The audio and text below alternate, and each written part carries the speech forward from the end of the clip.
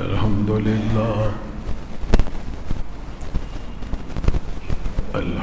لله نحمده ونستعينه ونستغفره ونؤمن به ونتوكل عليه ونعوذ بالله من شرور أنفسنا ومن سيئات أعمالنا من يهده الله فلا مضل له ومن يضلله فلا هادي له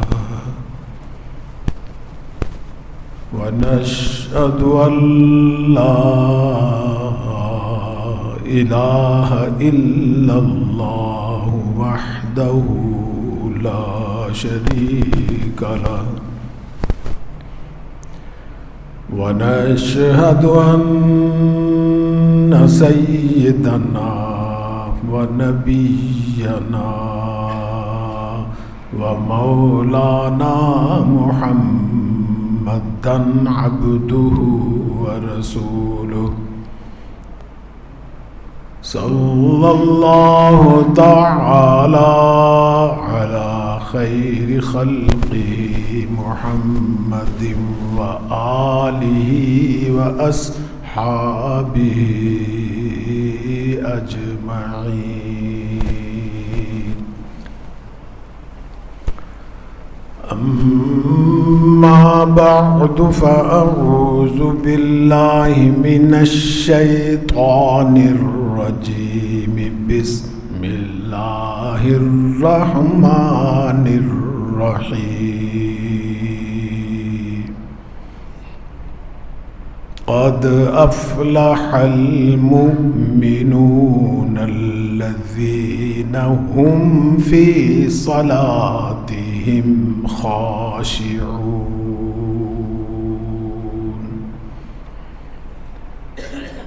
قد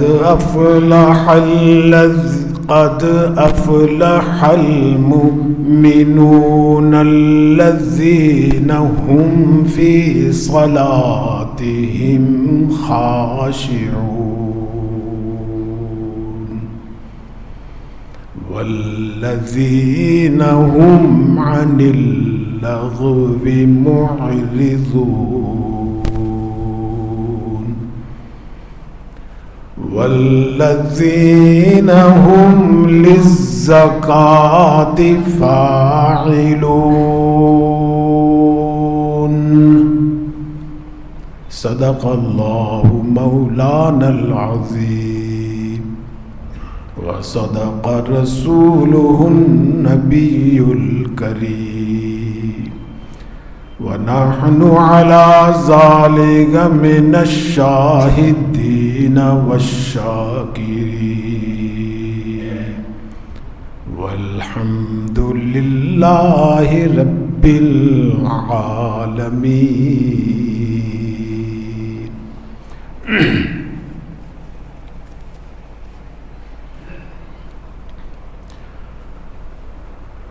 بزرگان محترم اور برادران عزیز، اس نشست میں آپ کی خدمت میں 18ویں پارے کی ابتدائی چند آیات تلاوت کی گئی. آخری آیت جو ہے اس میں ایک مالی عبادت کا ذکر کیا جا رہا ہے. پہلی آیت جو ہے اس میں بدنی عبادت کا ذکر اللہ تعالیٰ فرما رہے ہیں اور اس کے بعد ہی فوراً مالی عبادت کا ذکر کیا. پہلی آیت میں بدنی عبادت وہ بھی بڑی اہم ہے اور ارکان اسلام کے جو 5 رکن ہیں، دین کے جو 5 ستون ہیں، ان میں سے ایک اہم ستون ہے. اور وہ جو ابھی ہم ادا کریں گے نماز کی عبادت، اس کا ذکر ہے۔ فرمائے کہ قد افلح المؤمنون الذین هم فی صلاتهم خاشعون، کامیاب فلاح پانے والے دنیا میں، آخرت میں، برزخ میں، ہر جگہ، قیامت میں، میدان محشر میں، اللہ تعالیٰ اللہ تعالیٰ ارشاد فرما رہے، اعلان فرما رہے، وہ مومن ہے جو خشوع و خضوع سے نماز ادا کرتے، یہ بدنی عبادت ہے۔ اور بھی اس کے بعد پھر جو اہم بدنی عبادت جو ارکان خمسہ میں سے وہ بھی ایک رکن ہے، دین کے 5 ستونوں میں سے ایک ستون ہے، وہ مالی عبادت کا ذکر اللہ تعالیٰ فرما رہے ہیں۔ فرمائے کہ والذین هم للزکاۃ فاعلون، دوسرا نمبر کی نشانی اور علامت کامیاب فلاح پانے والے مومن کی یہ ہے کہ زکوٰۃ بھی ادا کرنے والے ہوں۔ صرف یہ نہیں کہ وہ بدنی عبادت تو بہت کرتے ہوں، لیکن مالی عبادت کی باری آئے تو پیشانی پہ بل پڑتے ہوں، ایسا نہیں۔ وہ مشہور ہے نا کہ چمڑی جائے تو جائے، دمڑی نہ جائے، اس کے حامل نہیں ہوں گے وہ، یہ نشانی ان میں نہیں پائی تھی۔ اور آپ قرآن کریم کا مطالعہ کر کے دیکھیں، یہ دونوں عبادتیں اکثر جگہ اللہ نے اکٹھی ذکر کی ہیں۔ نماز قائم کرو، ساتھ زکوٰۃ بھی دو، اور دونوں فرض، دونوں 5 ستونوں میں سے، 5 ارکان میں سے دونوں شامل ہیں، اہم ہیں۔ جگہ جگہ قرآن کریم میں اللہ تعالیٰ فرما رہے ہیں، فرمائے کہ اقیموا الصلاۃ وآتوا الزکاۃ، اقیموا الصلاۃ وآتوا الزکاۃ، جگہ جگہ اکٹھے ذکر کر رہے ہیں۔ نماز قائم کرو، ساتھ مالی عبادت بھی ادا کرو، زکوٰۃ بھی دو۔ تو آج اسی زکوٰۃ کے بارے میں کچھ عرض کیا جائے گا، اس مناسبت سے کہ مہینہ جو آگے آ رہا ہے بدنی عبادت کا ہے وہ اصل تو، لیکن لوگ اس میں زکوٰۃ بھی بہت ادا کرتے ہیں۔ بعض لوگ تو سمجھتے یہی ہیں کہ رمضان بھی زکوٰۃ کا مہینہ ہے، حالانکہ زکوٰۃ کا مہینہ نہیں۔ رمضان المبارک سخاوت کا مہینہ تو ہے کہ زیادہ سے زیادہ صدقہ کرو، زیادہ سے زیادہ خیرات کرو، زیادہ سے زیادہ غریبوں کے ساتھ ہمدردی کرو، یہ سب مالی عبادت کا ہے، لیکن زکوٰۃ کا مہینہ ہرگز نہیں۔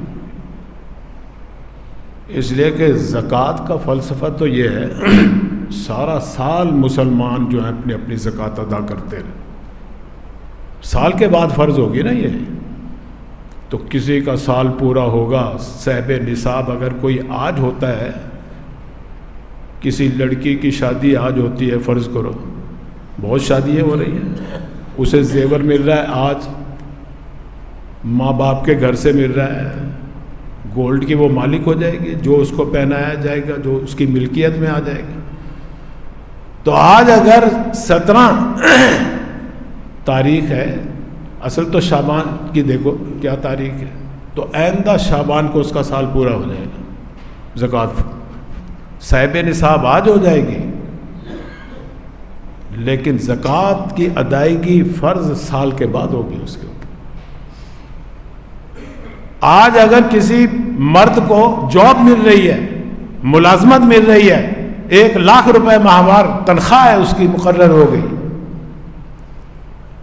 اب وہ مالدار ہو گیا شریعت کی نظر میں، سارا سال کھاتا رہے، پیتا رہے، خرچ کرتا رہے، بچوں کو کھلاتا رہے، خرید و فروخت کرتے رہے، آئندہ آج کے دن ہی جو آج تاریخ ہے شعبان کی، وہ زکوٰۃ اس پہ فرض ہوگی، دیکھنا پڑے گا اسے کتنی مالیت میرے پاس موجود ہے، اس حساب سے پھر اسے قرضہ نکال کے دینی پڑے گی زکوٰۃ۔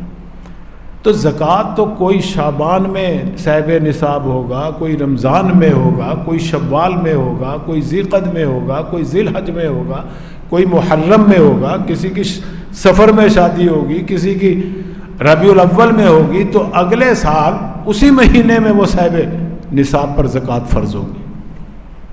تو زکوٰۃ تو ہر دن کسی پہ فرض ہوگی اور اس کو دینی ہوگی، کیونکہ غریبوں کو تو ہر وقت ضرورت ہوتی ہے۔ یہ تھوڑا کہ رمضان میں ہی ان کی ضرورتیں ظاہر ہوتی ہیں، رمضان میں نہیں ہے۔ زکوٰۃ کا فلسفہ یہی ہے کہ جو جس دن جس پہ سال گزر جائے وہ زکوٰۃ ادا کرے، اس دن جو غریب ہے اس کی ضرورت پوری کرے۔ ہاں، یہ اور بات ہے کہ بعض لوگ اپنی سہولت کے لیے رمضان کے مہینے کو مقرر کر لیتے ہیں کہ جی یکم رمضان سے ہمارا سال شروع ہو رہا ہے، آئندہ یکم رمضان کو ہم زکوٰۃ کا حساب کریں گے۔ یہ الگ بات ہے، اگر کوئی اپنی سہولت کے لیے، آسانی کے لیے رمضان مقرر کر لیتا ہے تو اس کی بھی اجازت ہے، اسے 70 گنا جو فرض بڑھ جاتا ہے۔ تو میں عرض یہ کر رہا تھا کہ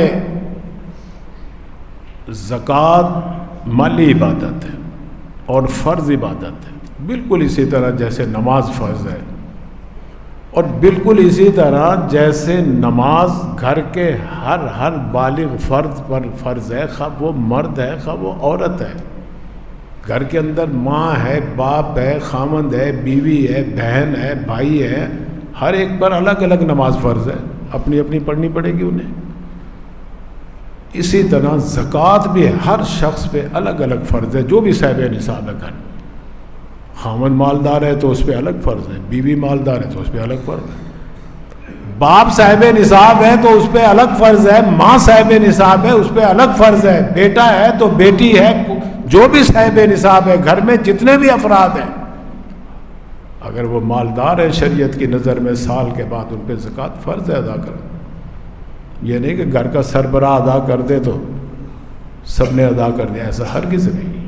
مالی عبادت الگ الگ۔ مالی عبادت اگر اس کو پورے مسلمان دیانتداری سے ادا کر دینا تو ہمارے ملک میں کوئی غریب نہ رہے۔ یہ اللہ کا حکم ہے اور حکمت بھی ہے، وہ حاکم بھی ہے، حکیم بھی ہے۔ زکوٰۃ کو فرض، مالی عبادت کو میرے اور آپ کے اوپر امیروں پہ اس لیے فرض قرار دی تاکہ غریبوں کو، جو اللہ نے غریب پیدا کیا ہے، ان کو مال نہیں دیا زیادہ، توازن قائم ہو جائے، بیلنس ہو جائے، معاشرے کے اندر لڑائی نہ ہو، فساد نہ ہو، جنگ نہ ہو، چوریاں نہ ہو، ڈکیتیاں نہ ہو۔ معاشی طور پر معاشرے کو توازن میں لانے کے لیے اللہ نے زکوٰۃ کا حکم دیا ہے۔ اب دیکھو، پہلی بات تو یہ ہے کہ بہت سے مسلمان زکوٰۃ سرے سے دیتے ہی نہیں، سرے سے ہی نہیں دیتے، اگرچہ وہ مانتے ہیں کہ زکوٰۃ فرض ہے۔ جیسے بہت سے مسلمان پڑھتے ہی نہیں نماز باوجود فرض ہونے کے، اور جو انکار کرتا ہے نا کہ زکوٰۃ ہے ہی نہیں رکن، وہ تو مسلمان ہی نہیں ہے۔ بات مسلمان کی کر رہا ہوں، بہت سے مسلمان سرے سے زکوٰۃ دیتے ہی نہیں، اور بعض مسلمان ایسے ہیں جو صدقہ خیرات کرتے رہتے ہیں، سارا سال کوئی غریب آ گیا اس کو دے، وہ کہتے ہیں زکوٰۃ دینے کی کیا ضرورت، ہم تو سارا سال صدقہ دیتے ہیں، خیرات دیتے ہیں۔ یاد رکھیے، سارا سال نفل پڑھتے رہیں آپ اور فرض ادا نہ کریں تو فرض قرض ہے اللہ کے، وہ آپ کے ذمے ہے۔ زکوٰۃ ذمے ہے، یہ قرض ہے اللہ کا، اللہ کا حق ہے یہ۔ بہت سے لوگ ایسے ہیں جو زکوٰۃ دیتے ہیں، زکوٰۃ کی نیت سے دیتے ہیں لیکن حساب نہیں کرتے۔ زکوٰۃ بنے گی ان کی 2 لاکھ روپے، 50,000 لاکھ روپے دے کے وہ سمجھ لیتے ہیں زکوٰۃ دے دی ہم نے، زکوٰۃ کی نیت سے ہم نے دے دی ہے، مدرسے کی خدمت کر دی، فلاں رفائی ادارے کی خدمت کر دی ہم نے، وہ یہ سمجھتے ہیں۔ زکوٰۃ اب بھی صحیح معنوں میں ادا نہیں ہوئی، اس کی پوری زکوٰۃ نہیں دی، اللہ کے حق میں اسے چوری کی ہے۔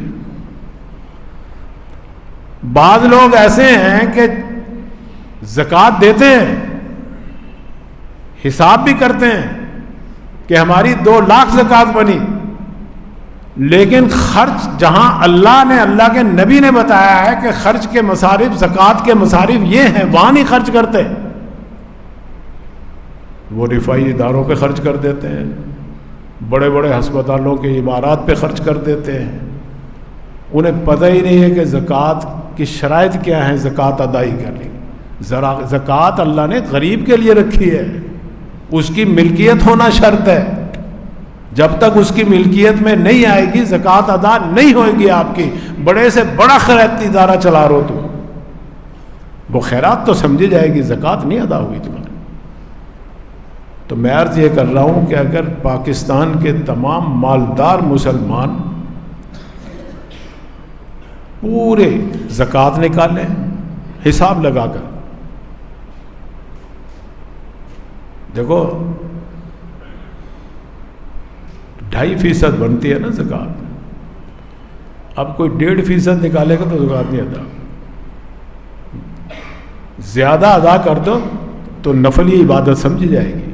جیسے آپ 2 رکعت نفل، آپ 2 رکعت فرض پڑھیں گے، آپ جمعے کے ادا ہو جائے گی. 1 پڑھو گے تو نہیں ہوگی، لیکن 2 کے بعد اگر کوئی 2 اور نفل پڑھنا چاہے، 4 پڑھنا چاہے، 2 فرض پڑھ لیے اس نے، سلام پھیر دیا امام کے ساتھ، اب کہتا ہے میں تو اور پڑھنا چاہتا ہوں، پڑھ لو بھائی، ثواب ہوگا، زائد پڑھ سکتے، وہ نفلی عبادت ہوگی. آپ کی فرضوں میں کمی نہیں کر سکتے. زکوٰۃ اندازے سے ادا نہیں ہوتی، پورا حساب لگاؤ کتنی میری زکوٰۃ بنتی ہے، اور پھر ان جگہوں پہ خرچ کرو جہاں اللہ کا حکم ہے. پورے قرآن میں اس کا ذکر ہے، کون کون سی جگہ ہے، اور پھر ان کی ملکیت غریب کا، مستحق کے زکوٰۃ اس کے قبضے میں آنا بھی ضروری ہے، پھر آپ کی زکوٰۃ ادا ہوگی. ایسے اگر چند سال ہم اور آپ پاکستان کے مسلمان مالدار زکوٰۃ ادا کرنا شروع کر دیں تو ہمارے ملک کی کایا ہی پلٹ جائے. IMF کی منتیں ہی نہیں کرنی پڑیں گی آپ کو، وہ تو تباہی کی طرف لے جا رہا ہے. نہ ہم سود چھوڑ رہے ہیں، نہ ہم حرام کا پیسہ چھوڑ رہے ہیں، تو ظاہر ہے ملک پہ پھر اللہ کا عذاب ہی مسلط ہوگا نا. نہ ہم زکوٰۃ دیتے ہیں، پوری زکوٰۃ دیجئے اور پورا حساب کر کے دیجئے، اور ان جگہوں پہ خرچ کیجئے جہاں اللہ اور اللہ کے رسول نے حکم دیا ہے، پھر آپ کی ادا ہوگی. پھر دیکھو غریب بھی خوش ہوگا. زکوٰۃ کے ادا کرنے کے بڑے فائدے ہیں. ہم اور آپ تو سمجھتے ہیں کہ زکوٰۃ خرچ کریں گے تو پیسہ کم ہو جائے گا، ہرگز نہیں. پیسہ محفوظ ہو جاتا ہے، اللہ کا وعدہ ہے. آپ زکوٰۃ حساب سے نکالیں اور مستحق زکوٰۃ تک پہنچائیں، کبھی نہیں ہو سکتا کہ آپ پر ڈکیتی کا حملہ ہو، چوری کرے کوئی آپ کی. آپ بیماری سے بھی بچ جائیں گے، آپ کچہری سے بھی بچ جائیں گے جہاں لاکھوں کروڑوں روپے آپ ججوں کو ہی دے دیتے ہیں، سارے عمر ذلیل اور رسوا ہوتے ہیں. یہ صرف اس وجہ سے کہ اللہ کا حق مارا ہوا ہے، اور اللہ کا حق بھی وہ بندوں کا حق بھی ہے. زکوٰۃ نام اللہ تعالیٰ کا دینا تو بندوں کو ہم نے ان پہ خرچ کرنا ہے. تو زکوٰۃ کا معنی یہ ہے پاکیزگی، صفائی، پاک صاف ستھرا مال. زکوٰۃ نکال دو گے میل کچیل نکل جائے گی، اس کی محفوظ ہو جائے گا. زکوٰۃ ادا کرو گے مال میں برکت ہو جائے گی. مشاہدہ ہے کہ 2 لاکھ سے 10 لاکھ ہو گئے، اور اگر 2 لاکھ سے 1.5 لاکھ بھی ہوا تو اللہ تعالیٰ ایسی پریشانیوں سے بچا دیتے ہیں کہ آپ کے جہاں 5 لاکھ خرچ ہونے تھے وہ 1 لاکھ میں کام ہو گیا آپ کا. یہ بھی برکت ہے. کثرت بھی ہوتی ہے، برکت بھی ہوتی ہے زکوٰۃ ادا کرنے سے، اور مال کی حفاظت بھی ہوتی ہے. اور بھی پھر اللہ تعالیٰ کا حکم ہے، اللہ خوش ہوتے ہیں جو بندہ اس حکم پر عمل کرتا ہے، اور اللہ بھی خوش ہوتا ہے اور اللہ کے بندے بھی خوش ہوتے ہیں. ظاہر ہے جب تم زکوٰۃ ادا کرو گے کسی غریب انسان کو ہی، مسلمان کو ہی دو گے نا، خوش ہوگا وہ کہ میری اس نے حاجت پوری کی، میری مدد کی اس نے. اور بھی اللہ تعالیٰ کی مخلوق کو جو خوش کرتا ہے نا، اس سے اللہ بھی بڑے خوش ہوتے ہیں. وہ شعر ہے نا ایک علامہ اقبال رحمۃ اللہ علیہ کا، فرمائے خدا کے عاشق تو ہیں ہزاروں، بنوں میں پھرتے ہیں مارے مارے. خدا کے عاشق تو ہیں ہزاروں، بنوں میں پھرتے ہیں مارے مارے. میں اس کا عاشق بنوں گا جس کو خدا کے بندوں سے پیار ہوگا. تو یہ زکوٰۃ جو ہے یہ پیار بھی ہے، محبت بھی ہے. غریب بھی خوش ہوتے ہیں، اللہ بھی خوش ہوتے ہیں. مال کی بھی حفاظت ہوتی ہے، مال کی بھی برکت ہوتی ہے. اور بھئی جو اللہ کے راستے میں خرچ کرتا ہے، خواہ وہ صدقے کی نیت سے کرتا ہے، زکوٰۃ کی نیت سے کرتا ہے، خیرات کی نیت سے کرتا ہے، عطیات کی نیت سے کسی کی بھی مدد کرتا ہے، اللہ تعالیٰ نے ایک فرشتہ مقرر کیا ہوا جو اس کے حق میں دعا کرتا ہے. کیا دعا کرتا ہے؟ فرمائے کہ اللہم آتی منفقا خلفا. اے اللہ، یہ اس نے خرچ کیا نا، اس سے بہتر اس کو اور زیادہ ادا کر. اور جو خرچ نہیں کرتا اس کے لیے کیا بد دعا بھی دیتا ہے فرشتہ. فرمایا گیا اللہم آتی منفقا خلفا وممسکا تلفا او کما قال. اے اللہ، وہ فرشتہ، اے اللہ یہ بندہ روکنے والا ہے مال کو، یہ نہیں خرچ کر رہا ہے، یا اللہ اس کو تلف کر دے، تباہ کر دے، برباد کر دے اس کو. اور ہم نے اپنی آنکھوں سے دیکھا ہے برباد ہوتے ہوئے. اور زکوٰۃ دینے والوں کو ہم نے اپنی آنکھوں سے دیکھا ہے کبھی نہیں فاقہ ہوا انہیں. ان کا مال بڑا ہی ہے، گھٹا نہیں. کاروبار بڑا ہی ہے، گھٹا نہیں. تو اس لیے بھائی رمضان المبارک کے مہینے میں ہم اور آپ کوشش کرتے ہیں صرف اس ارادے سے کہ بھئی اس مہینے میں، یہ اللہ کا مہینہ ہے نا، شہر اللہ، رمضان شہر اللہ، کہ اس میں اگر نفلی عبادت کرو گے تو فرضوں کے برابر ثواب، اور فرض عبادت کرو گے تو 70 فرضوں کے برابر ثواب. تو اس میں چونکہ نیکی کا اجر ثواب بڑھ جاتا ہے، تو اس لیے لوگ اس میں زیادہ زکوٰۃ نکالنے کا اہتمام کرتے ہیں، انتظام کرتے ہیں. لیکن اب یہ ہے کہ زکوٰۃ فرض کس پہ ہوتی ہے، تفصیل سے پھر اندر جمعہ بیان کو مختصراً یہ ہے. آج ہی میں نے دام پوچھے، ریٹ پوچھا چاندی کا. حضور اکرم صلی اللہ علیہ وسلم کے دور میں اللہ کے نبی نے جو پیمانہ مقرر کیا نا، جس چیز کا بھی عدد کے حساب سے، اس میں ہم رد و بدل نہیں کر سکتے. کوئی اتھارٹی نہیں ہے کہ زکوٰۃ 2.5%، 40واں حصہ اللہ کے نبی نے مقرر کیا مال کے اندر، تو اب کوئی 20واں حصہ مقرر کر دے، 30واں کر دے، 50واں کر دے، 60واں کر نہیں کر سکتے. وہی چلا آئے گا قیامت تک.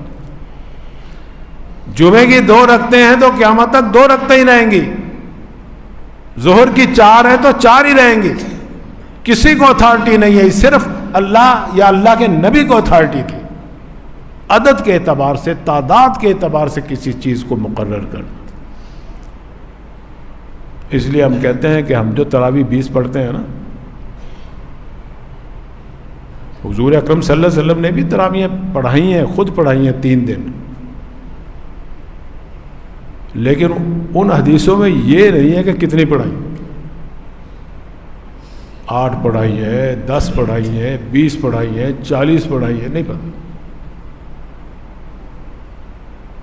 ہاں بعض ضعیف حدیثوں میں آتا ہے کہ آپ نے 20 پڑھائی ہیں، لیکن آپ نے اپنے دور میں منع کر دیا تھا بھی جماعت کے ساتھ نہیں، کہیں یہ نماز فرض نہ ہو جائے تمہارے اوپر. اس ڈر خوف سے اپنی اپنی پڑھو. تو مسلمان اپنی اپنی پڑھتے رہے. کوئی مسجد میں اس کونے میں پڑھ رہا ہے، کوئی اس کونے میں پڑھ رہا ہے، کوئی اس کونے میں پڑھ رہا ہے، کوئی گھروں میں پڑھ رہے ہیں. اس طرح صدیق اکبر کے دور میں مختصر دور تھا اور بڑے ان کے فسادات اور بڑی مصائب کا دور تھا ان کا. بڑے اس قسم کے طوفان اٹھے, کوئی یہ نبوت کے دعوے کرنے والے, کوئی زکوٰۃ کے منکر بھی اٹھے. ان کی سرکوبی میں ان کا وقت گزر گیا. حضرت عمر رضی اللہ تعالیٰ عنہ کا دور 10 سالہ دور تھا.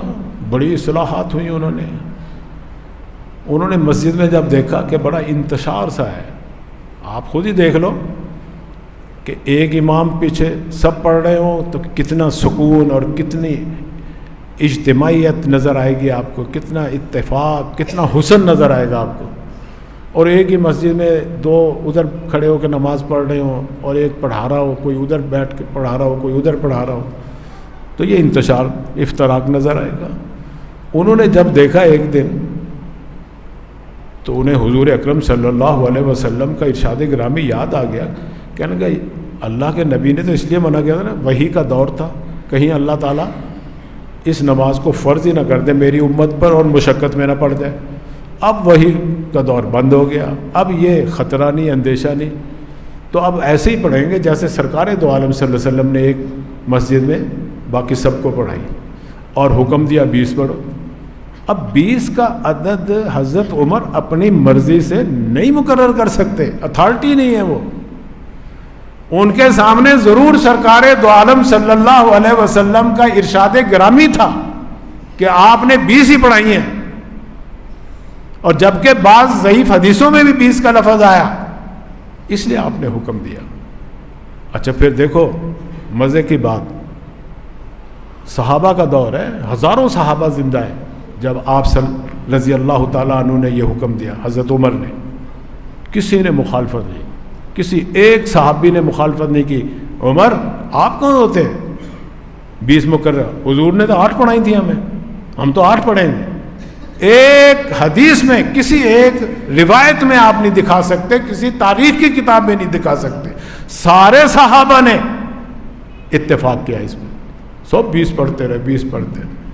آج تک حرم شریف میں اس وقت سے لے کے 20 ہی پڑھی جا رہی. مدینہ کے حرم شریف میں بھی, مکہ المکرمہ کے حرم شریف میں بھی 20. اس میں کسی کو جرت نہیں ہوئی کہ وہ کم کریں یا زیادہ کریں. تو میں عرض یہ کر رہا تھا کہ یہ اتھارٹی صرف اللہ اور اس کے رسول کو ہے عدد مقرر کرنا.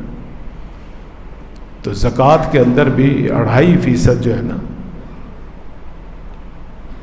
حضور صلی اللہ علیہ وسلم کے دور میں جس کے پاس 200 درہم ہوتا تھا, 200 درہم, وہ صاحب نصاب ہوتا تھا. وہ شریعت کی نظر میں مالدار, امیر سمجھا جاتا, غنی سمجھا جاتا.